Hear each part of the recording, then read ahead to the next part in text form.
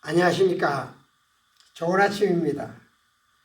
어제는 우리 부활주의를 지냈습니다. 참 우리가 이렇게 살아가면서 이 땅에 있는 미개한 인간이 하나님을 알고 또 하나님이 보내주신 예수 그리스도의 십자가를 알고 다시 사신 예수 그리스도를 알 수 있도록 사랑해 주신 하나님 은혜에 감사를 드립니다. 오늘은 우리가 알고 있는 예수님의 부활이 주신 나의 부활의 의미, 예수님이 부활하셨는데 그 부활이 나의 부활과 어떤 의미가 있는가를 생각해 보고자 합니다. 우리는 해마다 고난주일에 이어 부활주일을 맞습니다. 고난이 없는 죽음이 없죠.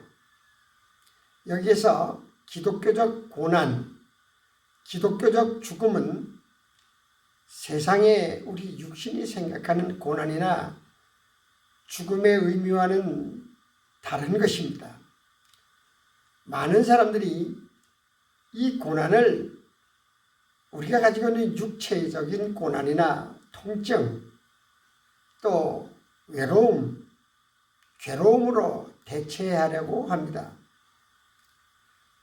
또한 부활도 우리 육체적인 애착에 빠진 육신과 호흡에 대해서만 생각을 합니다.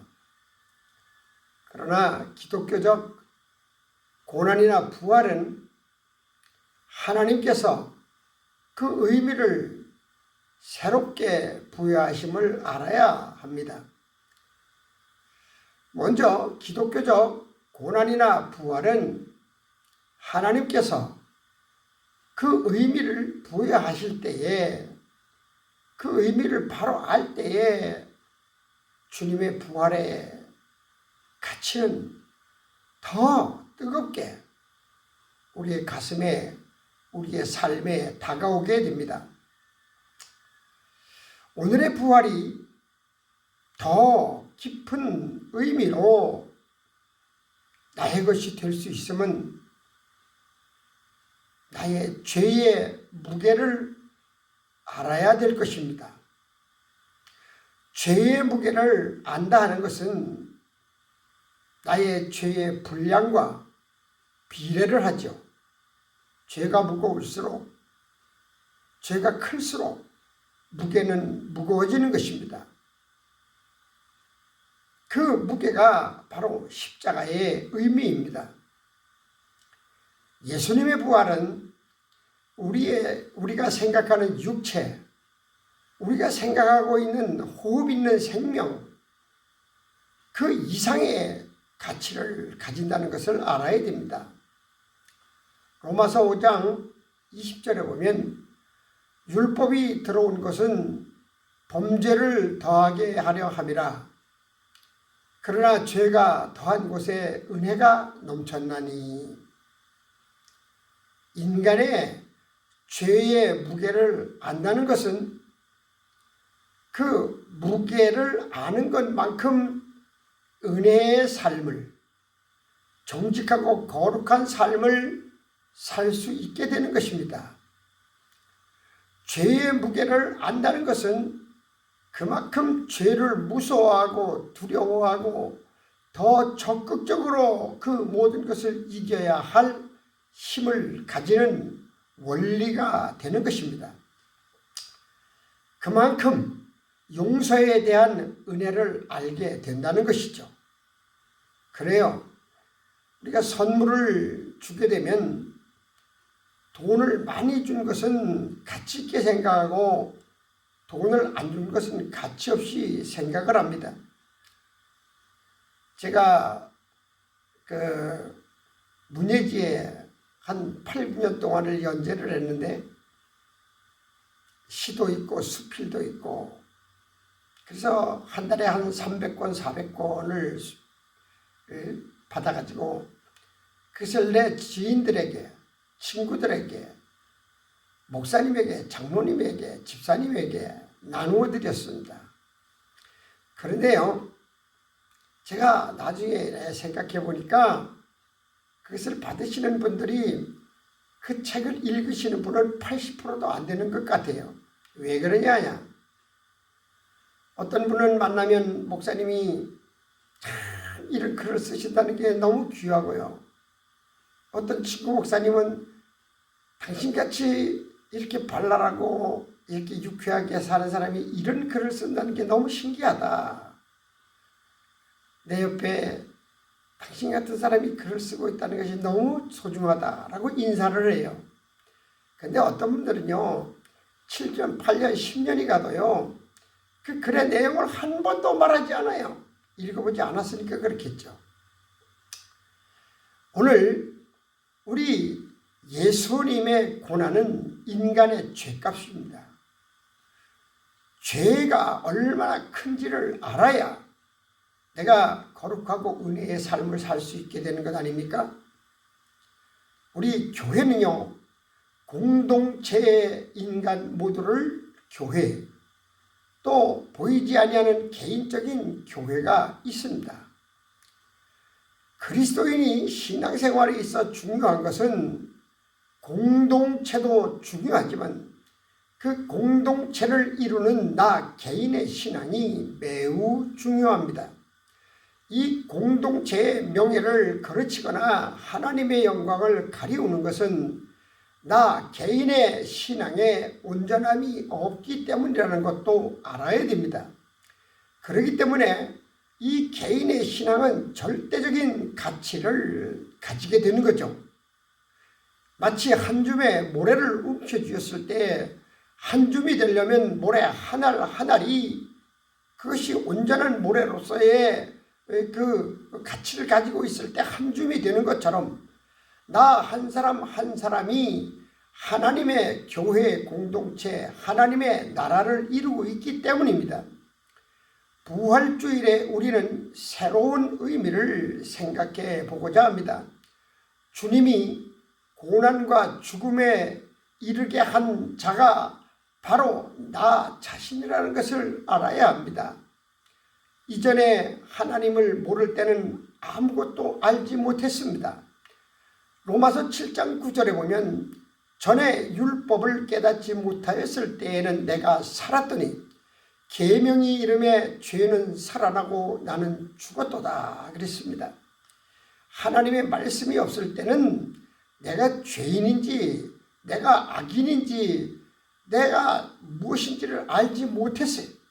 그런데 하나님의 말씀이 내 심령에 이르렀더니 내가 죄인이구나, 나는 아무것도 아니구나, 정말로 죽을 수밖에 없구나 하는 것을 깨닫게 된다는 것이죠. 하나님의 말씀을 깨닫고 보니 나의 삶이, 내 생각이 죄였음을 알게 되었다는 것이죠. 이렇게 함으로 이 하나님의 말씀을 내가 알게 되고 나에게 이르게 되신 그 자체가 벌써 나는 하나님의 사랑 안에 살고 있다는 것입니다. 그것뿐 아니라 예수님의 십자가의 그 고난의 십자가, 고통의 십자가가 나 때문이었다는 것을 알게 되는 것입니다. 그것을 알게 되었다는 것은 죄에 대한 회개의 의미를 아는 것입니다. 이 회개는 바로 아버지께로 가는 길이 열리는 통로가 되는 것입니다. 요한복음 10장 6절에 보면 예수께서 이르시되 곧 길이요 진리요 생명이니 나로 말미암지 않고는 아버지께로 올 자가 없느니라. 이 말이 무슨 뜻입니까? 아버지께로 가는 길은 예수님만으로 가는 것이 아니라 십자가의 길, 죄사함의 길, 용서의 길, 바로 회개의 길을 통해서 갈 수 있는 것입니다. 그래서 아버지께로 갈 수 있는 그것은 우리가 다시 부활해서 영원히 죽지 않는 생명, 변할 수 없는 그 하나님의 나라로 갈 수 있는 것이 진리입니다. 예수님은 생전에 계실 때 이 길을 우리에게 알려주시고 이 길을 따르기를 원하셨습니다. 사람들은 죄의 본질이나 무게보다 병든 자를 고치고 배고픈 자를 먹이고 귀신 들린 자를 해방시키고 자연의 섭리인 바다를 잔잔케 하고 물로 포도주를 만들고 등 인간의 육적인 문제 해결사로만 생각을 했습니다. 그러나 주님은 아버지께로 가야 할 인생의 길을 열기 위해서 십자가를 지셨고 육체의 죽음을 본 절망적인 사람들에게 하나님의 아들이심을 보이시기 위해서 그 절망에서 새로운 희망과 소망을 가지게 하기 위해서 부활하신 것입니다. 이 길을 확증시켜 보여주시고 믿게 하기 위해서 죄의 문제인 십자가를 지셨고 그 죄의 무게인 십자가의 고통을 견디셨던 것입니다. 그러셨던 주님이 사흘 만에 살아나리라는 예언대로 다시 살아나셔서 문제는 다시 사신 주님에게 나가는 우리는 죄가 없는 것입니다. 최소한도로 그 주님을 믿는 사람은 그 이전의 모든 죄를 용서함을 믿는 것입니다. 그래서 주를 믿는 믿음 안에서는 죄가 없습니다. 그를 믿는 모든 사람들에게 이전에 있던 죄의 값을 주님이 지불하신 것을 믿으면 그 죄가 없어지는 거죠. 참다운 믿음을 가졌다면 말입니다. 문제는 부활을 믿는 성도의 태도입니다. 이 부활의 기쁨은 영원한 것입니다. 많은 사람들이 고난이나 부활이나 성탄이나 그 시간만 그럴듯한 기쁨, 그럴듯한 슬픔, 그럴듯한 자유를 표현하지만 하루가 지나고 한 주가 지나면 주님의 탄생도 고난도 부활도 그 의미대로 살지를 않는다는 데 문제가 있습니다. 기독교의 절기 행사마다 상징이 있지만 특별히 부활절에는 계란이 대표적이더라고요. 부활절 자료를 좀 찾으려고 인터넷에 들어갔더니 계란만 잔뜩 나오는 거예요. 계란밖에 없어요. 이 문화가 어디서부터 온 것인지 모르지만 아무리 생각해도 성경과는 의미가 없는 거예요.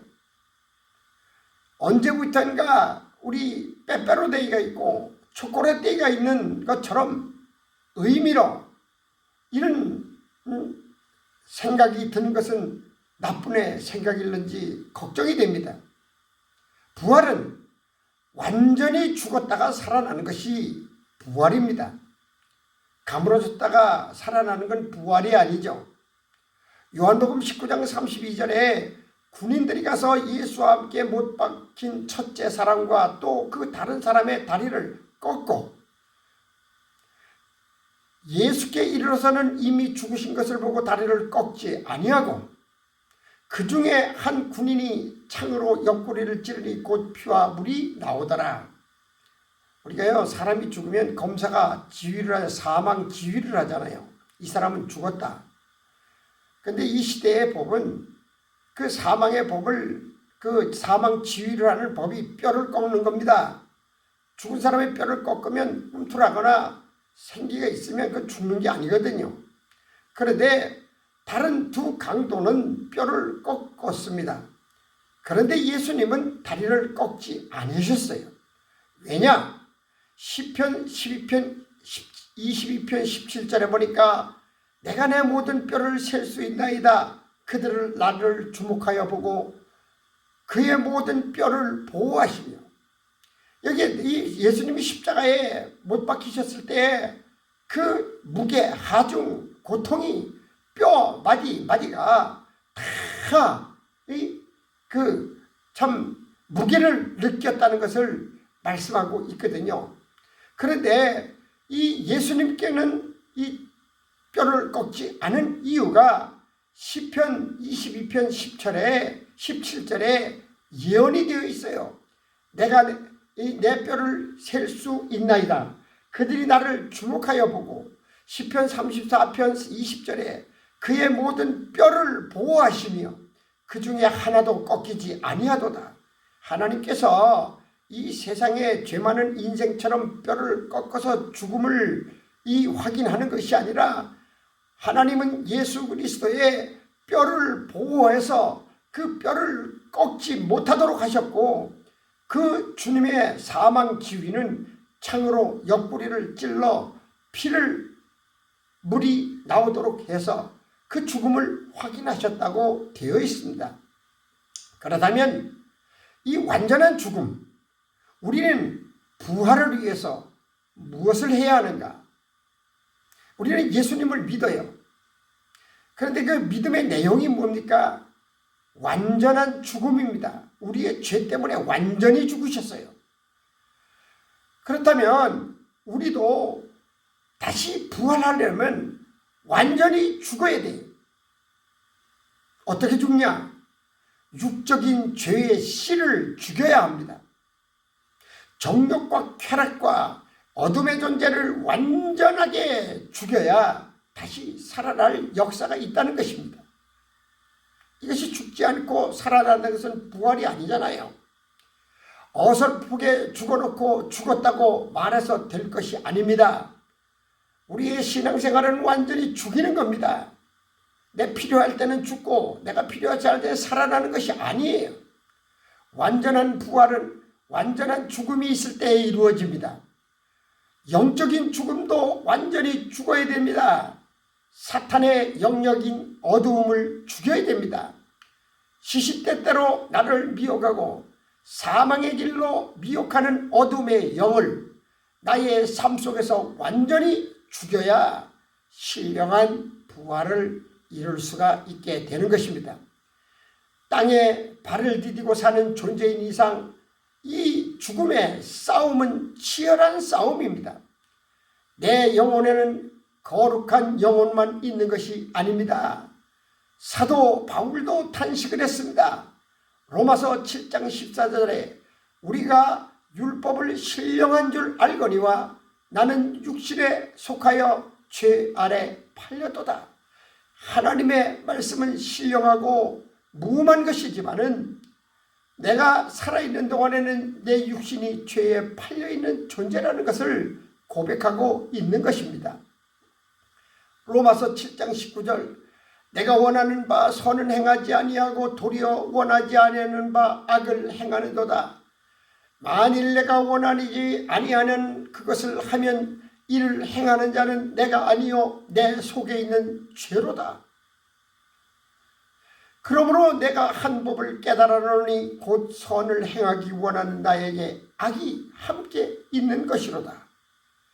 내 속사람은 하나님의 법을 즐거워하되 내 지체 속에서 또 다른 법이 내 마음의 법과 싸워 내 지체 속에 있는 죄의 법으로 나를 사로잡는 것을 보는도다.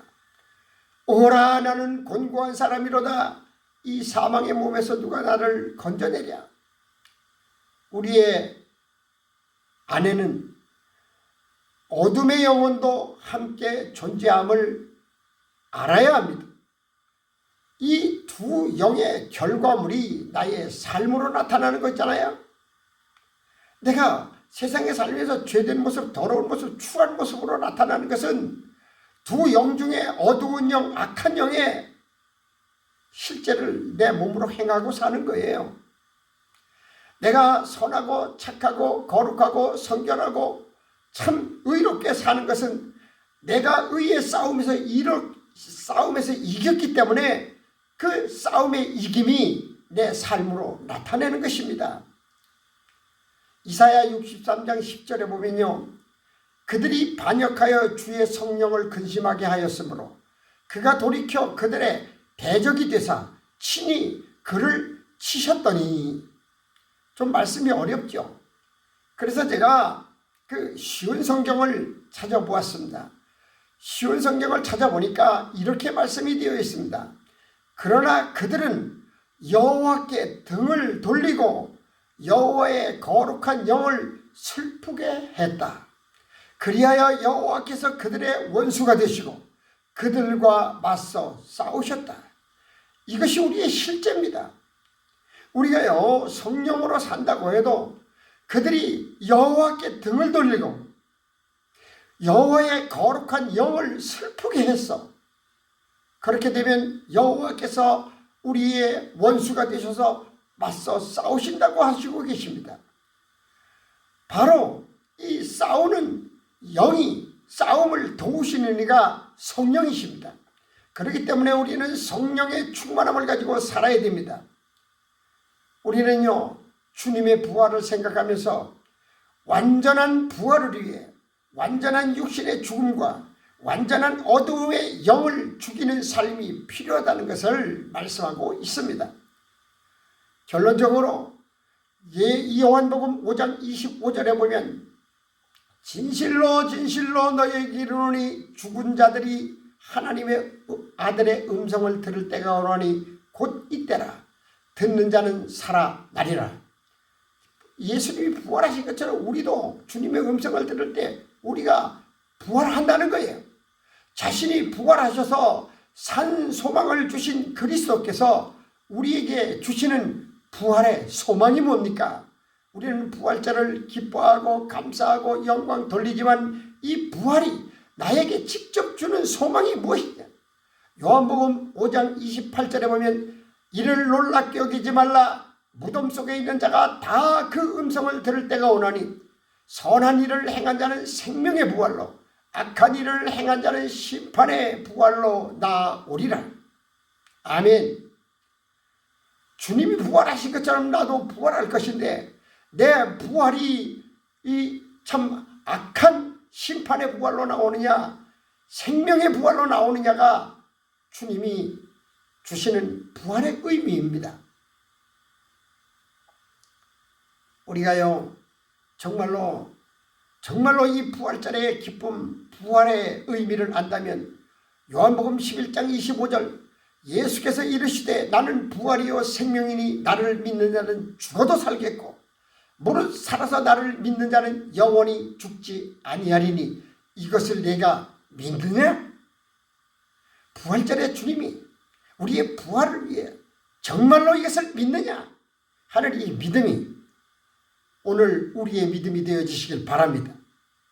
세상 사람들은 죄의 무게를 모릅니다. 세상 사람들은 죄의 고통을 모릅니다. 우리는 그리스도인입니다.